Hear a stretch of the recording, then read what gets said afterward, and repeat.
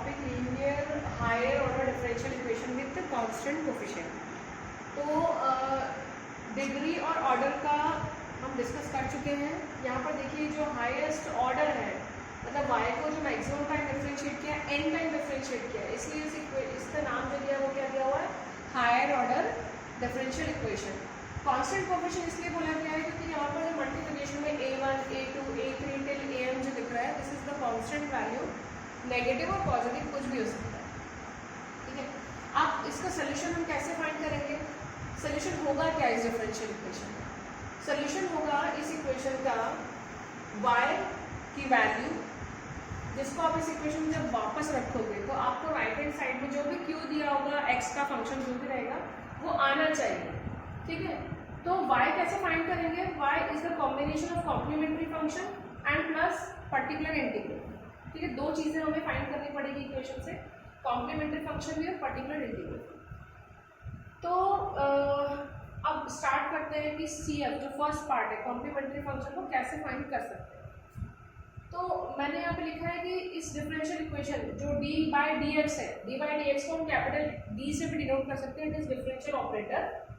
तो we can write the equation dn of y, तो dn plus a1 dn minus 1, मतलब पूरी equation में जहाँ पर भी d/dx है हमने इसे कैपिटल D से रिप्लेस कर दिया। D is a differential operator और y को कॉमन हमने बाहर ले लिया। तो CF निकालने के लिए जो कॉम्प्लीमेंट्री फंक्शन है उसके लिए हमने सबसे पहले इस डिफरेंशियल इक्वेशन का ऑक्सिलरी इक्वेशन निकाला।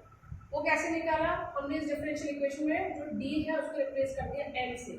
तो क्या मिल जाएगा? जैसे D रिप्लेस होगा m से तो m की पावर ऑफ n, फिर plus a1 as it is, फिर m की पावर ऑफ n माइनस 1, फिर लास्ट रहेगा यहाँ पर D नहीं है तो सिर्फ आपके पास कांस्टेंट बचेगा a है, ठीक है। जैसे आप ऑक्सिलरी इक्वेशन लिख लेंगे, यानी D को m के फॉर्म में लिख लेंगे, आपकी पूरी इक्वेशन m की एक इक्वेशन फॉर्म मिलेगा। और उसके बाद हम इस इक्वेशन में रूट्स निकालेंगे। m के फॉर्म में रूट्स आएगा क्योंकि इक्वेशन आपका m का है। अब यहाँ पर जो रूट्स है उस पर डिपेंड करता है कि हमारा CF क्या है, कॉम्प्लीमेंट्री फंक्शन क्या है। पहला कैसे बोलता है कि when roots are real and distinct. अगर रूट्स रियल है, जैसे मान लीजिए m के दो रूट आए 1 and 2 आए, तो 1 and 2 क्या है, रियल नंबर भी है और डिस्टिंक्ट भी है। तो वही बोल रहा है कि अगर roots are real and distinct then m symbolically we can represent the distinct and real roots m equal to m1 m2 और m3। हमने यहाँ तीन रूट्स लिए, तो जो कॉम्प्लीमेंट्री फंक्शन हो जाएगा वो क्या हो जाएगा, c1 e की power of m1x plus c2 e की power of m2x plus c3 n की पावर ऑफ e की पावर ऑफ m3x। अगर 4 होगा तो इसी में कंटिन्यू हो जाता c4 प्लस e की power of m4x and so on. Case 2 है कि अगर रूट जो है रियल तो हो मगर डिस्टिंक्ट ना हो, क्या होगा, सेम हो जाए, अगर रूट जो है रिपीटेड हो जाए। मान लीजिए आपने रूट्स निकाला m और उसके तीन रूट्स आए और तीनों ही कॉमन सेम आए। जैसे मान लीजिए आपने m के रूट्स निकाले 1 1 1, तीनों रूट सेम है, तो यहाँ पर हमने सिंबॉलिकली रिप्रेजेंट किया है m को कि अगर m1 m2 और m3 तीनों रूट्स हैं और तीनों ही सेम है, इट मींस इक्वल है, तो कॉम्प्लीमेंट्री फंक्शन को हम क्या लिख सकते हैं, c1 plus c2x plus c3x²।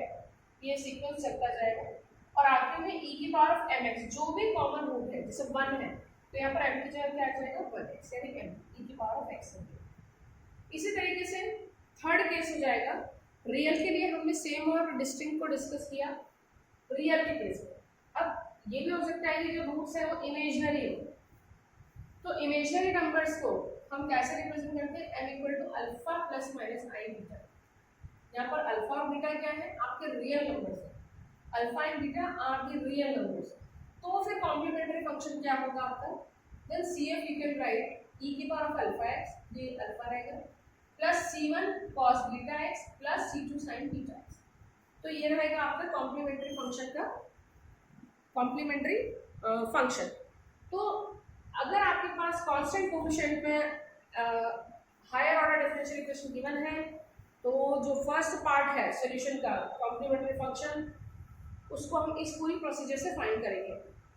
Case 1, case 2 और केस 3 डिस्कस करके CF हम निकालेंगे। नेक्स्ट वीडियो में मैं आपके साथ पर्टिकुलर इंटीग्रल डिस्कस करूँगी। Thank you.